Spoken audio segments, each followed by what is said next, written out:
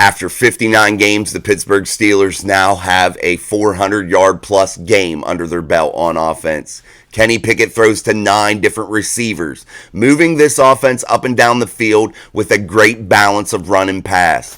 Mike Tomlin still struggles with the challenge flag and doesn't take advantage of the resources that he could use in order to make efficient, effective calls that really change the balance of football games and takes points on and off the board for your football team. Welcome back to Mike Drop Sports, everybody. I'm Jason. Let's dive into that Steelers win yesterday and what we liked, what we didn't like. Let's start out what we didn't like against the Cincinnati Bengals. I still feel like the Steelers throw a little bit too many of those quick out screens.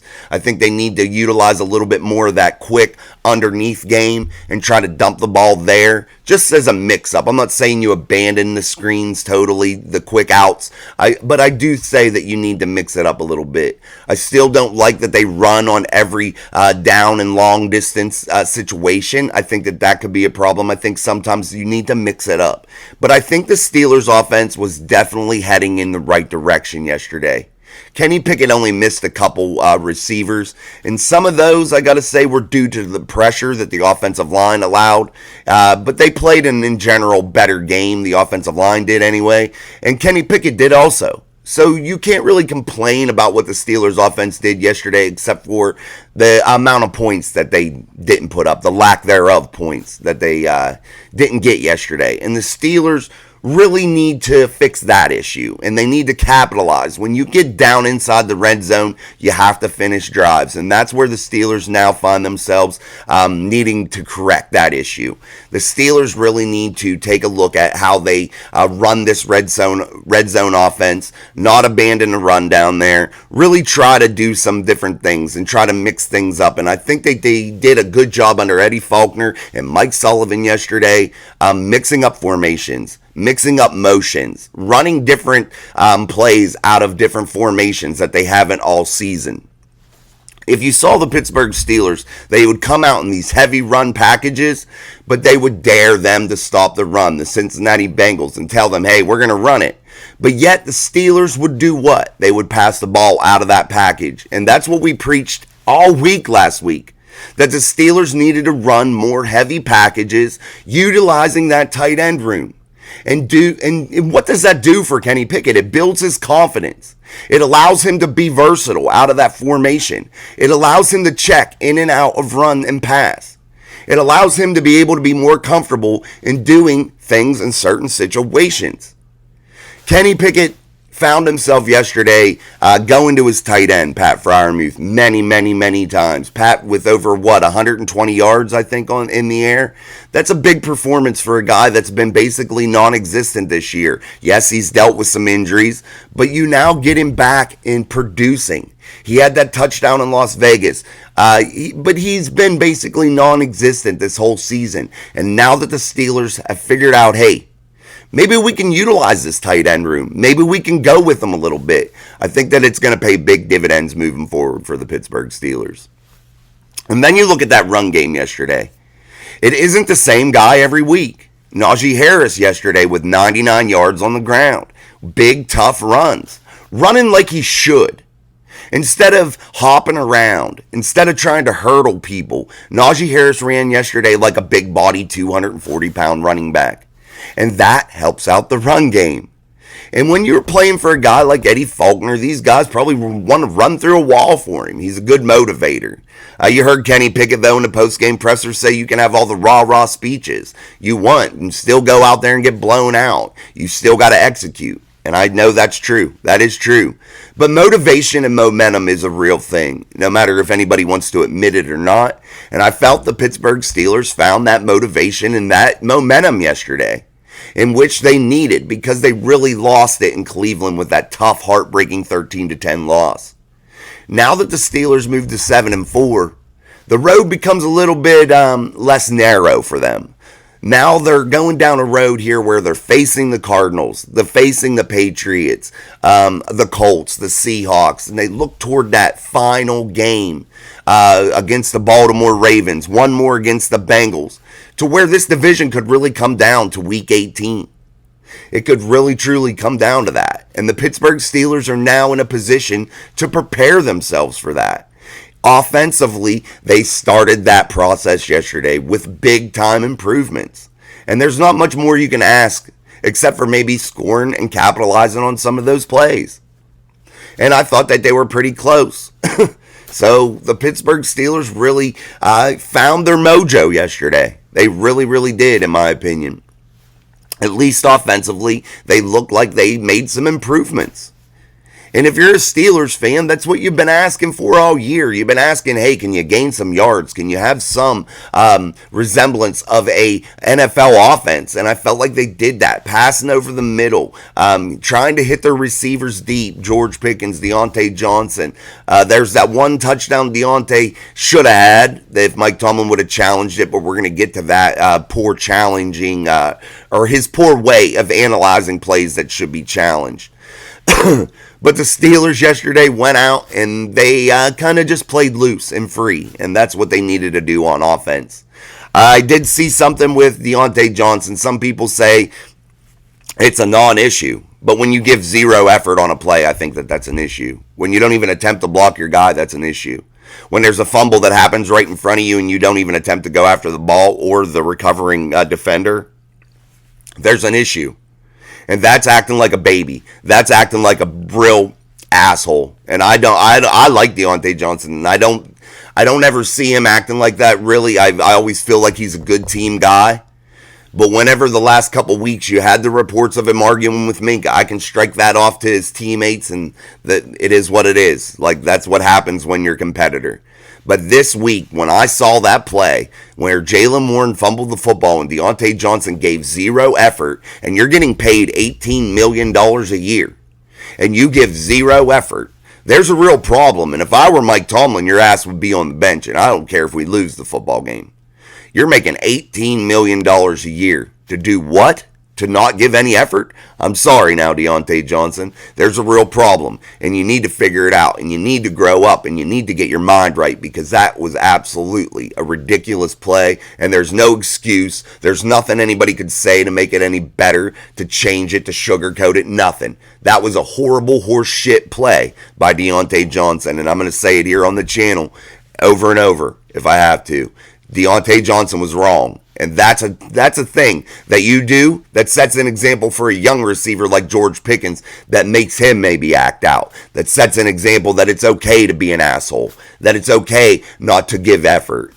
No, don't take plays off. When you're making $18 million a year, you don't take plays off. You bust your ass and you try to go to the football no matter what. You saw Jamar Chase yesterday for the Bengals.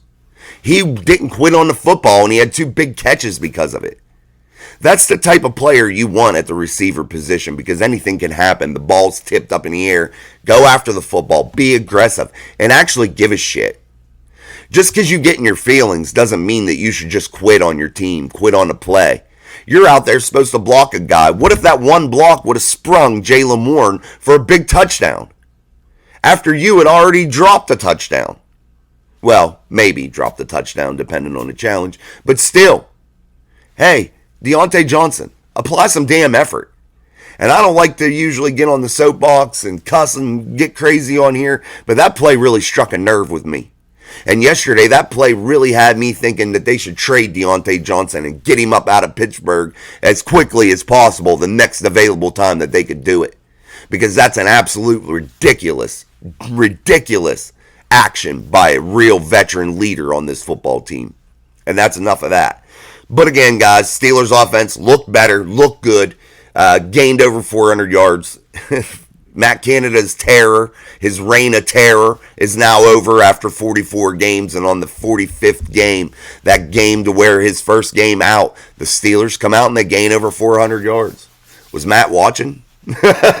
I wonder. I always wonder that. I wonder if he was at home watching that, if he shut it off in the middle. Put your comments what you guys think if Matt Canada was at home watching that football game and watching Kenny Pickett dissect that Bengals defense in a way that they haven't all year, in a way that they should have been attacking defenses all year long across the middle, utilizing that tight end room, short to intermediate pass game, stretch the field, attack with the run game, come out in jumbo sets. They did it all. They did the mic drop sports formula. They really did, guys. Yeah, what we were talking about, all you guys and me in the chat, what we were talking about all week, what we talked about on the channel. That's what they did, and it worked. And hey, good shit. Good shit by the offense. Let's move over. Oh, I thought I had a mic malfunction there. I heard like a buzzing in my ear. But anyway, let's talk about the defense. The Steelers' defense yesterday held tough. I know it was against Jake Browning, a guy that kind of sucks and can't really play, but I thought that he could move around in the pocket pretty well. I thought that he did make some good throws, but the Steelers' defense held. They're beat and battered and bruised, and they only played 21 snaps or 22 snaps in the first half. And what did we say was the most important defense for the Steelers on Saturday? What did we say? The most important defense is that Steelers offense, and that's Kenny Pickett controlling the time of possession. And for an offense to control it enough that your defense only runs 21 plays in the first half, that's pretty damn good. And that's a good testament to your defense also. A defense that stood up on third down and long when they had to. Yes, they still gave up plays here or there, and they still let the Bengals drive down the field, but they were able to come up with timely turnovers and for the most part, shut them down. And that's all you can ask for from a defense in today's NFL. You were still going against Jamar Chase, a Tyler Boyd, a Mixon. You still had those players, a Sample at the tight end spot. You were still going against these quality guys. They were still a good football team. And I think, yes, the Steelers' defense withstood the test. Hopefully now they start to get a little bit healthier. What about the emergence of Trenton Thompson with the big interception? Should have had one the week before in Cleveland.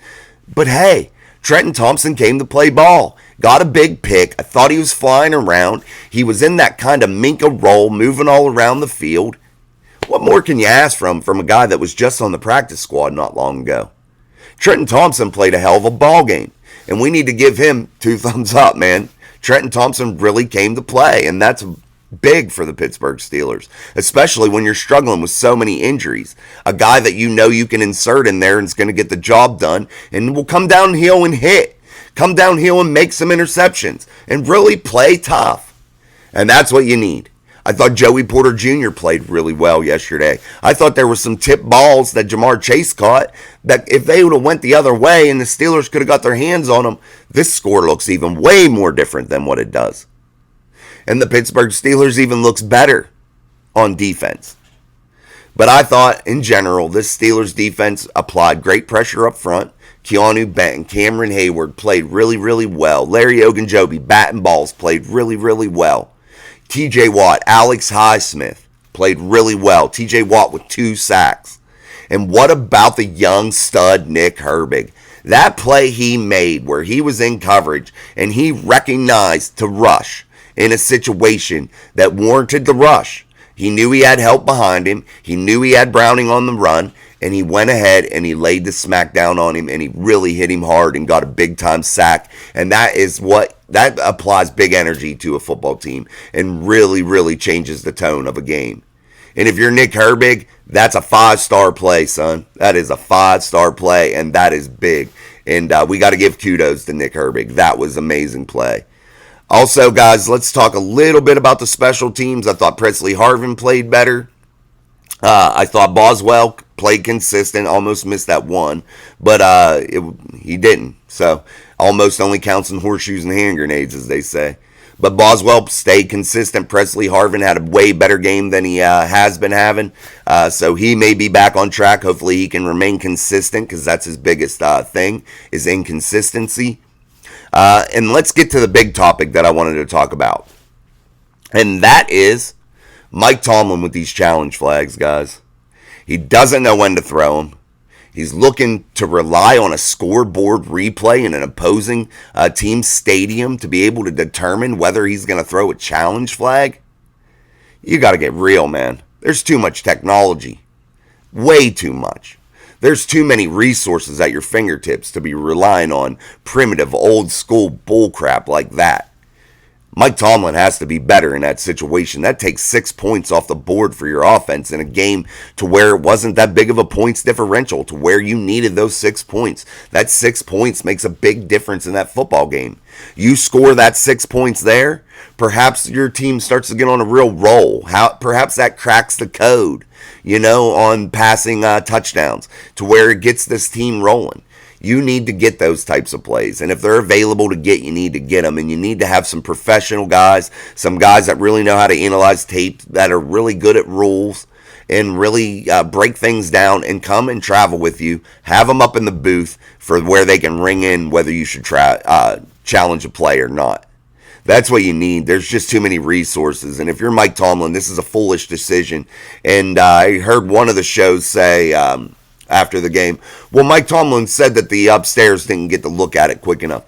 That's a dumb excuse. He isn't relying on anybody upstairs. He's relying on that scoreboard replay and what he sees and players telling him stuff as they come off the field. That's what he's relying on. It's primitive. It's old school. It's ridiculous. And it costs the Steelers points. And it costs the Steelers maybe momentum in games. And it could eventually cost you a big football game. And if you're Mike Tomlin, you need to fix that this week and figure it out real fast and in a hurry. And I'm sorry, guys. That's one big failure on Mike Tomlin's point. That shouldn't happen, that doesn't need to happen, and there's no reason for it to happen.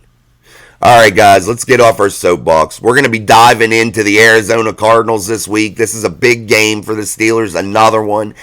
And let's just get this out of the way. Every game moving forward is now a big game for your Steelers, considering they sit 7-4 within the AFC.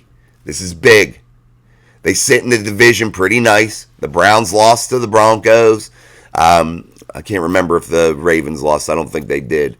I don't remember. They might even play tonight. I don't know. I got to have to look at that, guys. But again, they sit pretty nice. I know they weren't going to catch the Ravens. That's why I really didn't care that much this week about the Ravens. But the Steelers set themselves up now in a 3-game stretch, 4-game stretch, finish it off with a rematch against the Bengals, that they could set themselves up for a rematch with the Baltimore Ravens in Baltimore for the division title. And now is the time to pick that road. Which way you going? We talked about it last week, and I think that the Steelers made the right adjustments, and I think that they have a real chance at competing for this AFC North title.